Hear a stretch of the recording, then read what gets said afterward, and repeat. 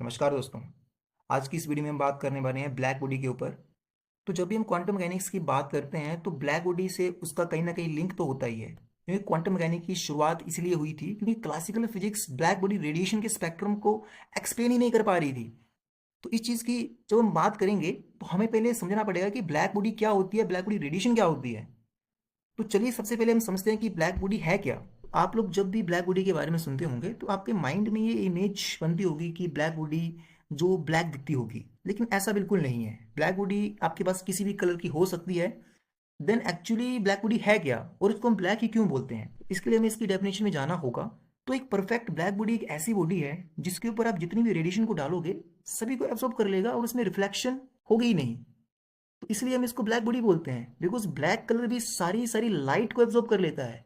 जितनी भी रेडिएशन डालोगे उसको एब्जॉर्ब कर लेता है और उसको वापस जाने ही नहीं देता है, अगर हम लाइट की बात करेंगे तो। उसी तरह हमारे पास ब्लैक बॉडी भी होती है जो कि सारी रेडिएशन को एब्जॉर्ब कर लेती है। नाउ ब्लैक बॉडी में हमारे पास एक ही फेमस लॉ होता है, किरचॉफ लॉ, कि अगर कोई बॉडी हमारे पास सारी रेडिएशन को एब्जॉर्ब कर रही है तो सभी को रीमिट भी करेगी ताकि वो सराउंडिंग के साथ सेम टेम्परेचर में रह सके। अगर आप देखोगे कि कोई बॉडी है रेडिएशन को एब्जॉर्ब कर रही है तो उसका टेम्परेचर बढ़ेगा, और अगर उसका टेम्परेचर बढ़ेगा तो फिर वो थर्मल इक्विलिब्रियम में नहीं रही।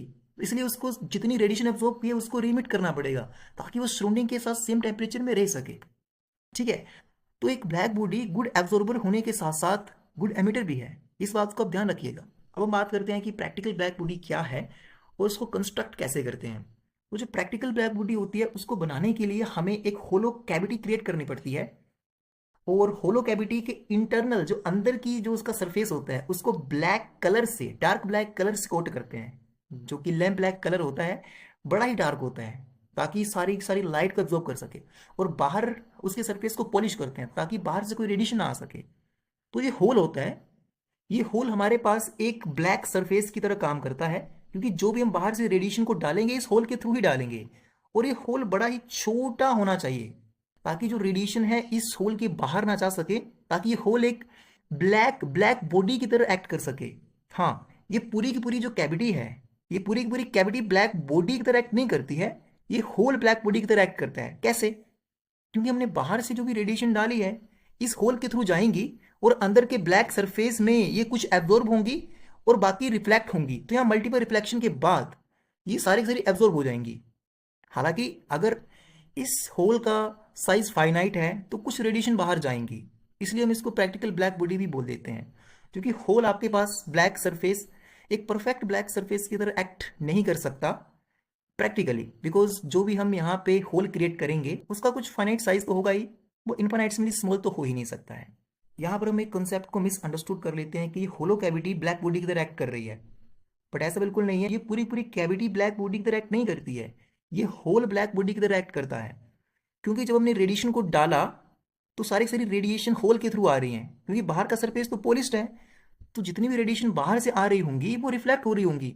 हमने रेडिएशन को सिर्फ इस होल के थ्रू डाला है, और रेडिएशन जब होल के थ्रू गई तो वापस नहीं आई, रेडिएशन वापस आएंगी। क्योंकि जब वॉल्स हमारे पास क्या करेंगी, वॉल्स उन रेडिएशन को इमिट करेंगी। ठीक है, तो उस चीज को हम आगे देखते हैं कि ये वॉल्स इस रेडिएशन को इमिट कैसे करेंगी। अब हम देखने वाले हैं कि ब्लैक बॉडी रेडिएशन आखिरकार होती क्या है। तो देखो, जैसे ही बाहर से रेडिएशन अंदर एंटर हुई तो यहाँ पे ये मल्टीपल रिफ्लेक्शन करेंगी, और फिर हमारे पास हर रिफ्लेक्शन के बाद इनकी इंटेंसिटी कम होती जाएगी। ठीक है। और जब बोल्स आपके पास ये रेडिएशंस एब्जॉर्ब करेंगी तो बोल्स के अंदर एटम्स हैं और एटम के अंदर इलेक्ट्रॉन है। अल्टीमेटली क्या होगा, इस पूरी की पूरी बॉडी का टेम्परेचर बढ़ेगा, और उसके कारण टेम्परेचर बढ़ेगा तो थर्मल वाइब्रेशंस बढ़ेंगी। थर्मल एजिटेशन के कारण क्या होगा, जो इलेक्ट्रॉन्स है वाइब्रेट करना स्टार्ट करेंगे। और मैक्सवेल की थ्योरी के अकॉर्डिंग अगर कोई चार्ज पार्टिकल एक्सेलरेट करता है तो वो जितनी फ्रिक्वेंसी से वाइब्रेट करेगा या एक्सेलरेट करेगा उतनी ही फ्रिक्वेंसी की रेडिएशन को रीमिट करेगा। तो जब ये रेडिएशन को रीमिट करेगा तो ये रेडिएशन सिर्फ और सिर्फ इस होल के थ्रू ही बाहर जा सकती हैं, ये इन होल के थ्रू बाहर नहीं जा सकती। क्यों? क्योंकि ये सरफेस हमारे पास पॉलिश्ड है, तो जब बाहर जाने की कोशिश करेंगी तो ये रिफ्लेक्ट बैक होंगी, इसलिए हमारे पास होल के थ्रू ही रीमिट होंगी। इसलिए हम क्या बोलते हैं, the radiations coming from the hole of cavity are black body radiations. और इसकी हम दूसरी डेफिनेशन भी देख सकते हैं कि ब्लैक बॉडी रेडिएशंस क्या है, कि जो रेडिएशंस हमारे पास एक होलो कैविटी इमिट करती है to maintain thermal equilibrium with its surrounding. ठीक है ना। कि बाहर से रेडिएशंस आ रही हैं इस होल के थ्रू। जब ये वोल्स इस इन सारी रेडिएशंस को ये होलो कैविटी की बोल्स एब्जॉर्ब कर लेंगी तो पूरी की पूरी बॉडी का टेम्परेचर इंक्रीज हो जाएगा, उसकी सराउंडिंग से ज़्यादा हो जाएगा। तो सराउंडिंग के बराबर करने के लिए इसको फिर से रीमिट करना पड़ेगा और वो होल के थ्रू बाहर जाएंगी। और जो रेडिएशन होल के थ्रू बाहर आती है उन्हीं को हम ब्लैक बॉडी रेडिएशंस बोलते हैं। ब्लैक बॉडी रेडिएशन के बारे में एक और इंटरेस्टिंग पॉइंट ये है कि जो रेडिएशंस हमारे पास आ रही है होलो कैविटी से, ये डिपेंड नहीं करता है कि होलो कैविटी का साइज क्या है, उसकी शेप क्या है और वो किस मटेरियल से बनी है। वो सिर्फ और सिर्फ डिपेंड करती है टेम्परेचर के ऊपर। और यही ब्लैक बॉडी रेडिएशन के बारे में खास बात थी। अब हम बात करेंगे ब्लैक बॉडी रेडिएशन के स्पेक्ट्रम के बारे में और यहीं से क्वांटम मैकेनिक्स की शुरुआत होती है। तो चलो समझते हैं कि ये स्पेक्ट्रम में ऐसा खास क्या था। तो पहले तो आप देख पा रहे होंगे कि ये स्पेक्ट्रम एक ग्राफ है वेवलेंथ और ब्राइटनेस के बीच में। ब्राइटनेस और इंटेंसिटी आप बोल सकते हो इस चीज को, इसको हम अंडरस्टैंड करेंगे फर्दर इन डिटेल। तो यहाँ पर जो ग्राफ की हम बात करेंगे तो ग्राफ को आप देख पा रहे होंगे, ग्राफ आपके पास कंटिन्यूस है, ग्राफ में कोई भी ब्रेक नहीं दिखेगा। और ये पूरी की पूरी कर्व आप देख रहे होंगे ना, आप सिर्फ एक कर्व के ऊपर फोकस करना जिसका टेम्परेचर 3000 केल्विन है, ठीक है। तो यहाँ पे ये बेल शेप कर्व होती है, जैसे घंटी होती है ना, बिल्कुल वैसे की वैसी शेप है। एक टाइम पर इसका मैक्सिमा आ रहा है, किसी वेवलेंथ के ऊपर यहाँ पे ब्राइटनेस मैक्सिमम आ रही है, देन वेवलेंथ बढ़ेगी तो ये घटती जा रही है और जब अप टू इन्फिनिटी पे ये जीरो हो जाएगी। तो ये पूरा पूरा ब्लैक बॉडी रेडिएशन का स्पेक्ट्रम था। अब ये तीन स्पेक्ट्रम यहाँ पे क्या शो कर रहे हैं, ये जो ब्लैक बॉडी रेडिएशन का स्पेक्ट्रम है ये टेम्परेचर के ऊपर डिपेंड कर रहा है, ठीक है। ये पूरा पूरा टेम्परेचर के ऊपर डिपेंड करता है।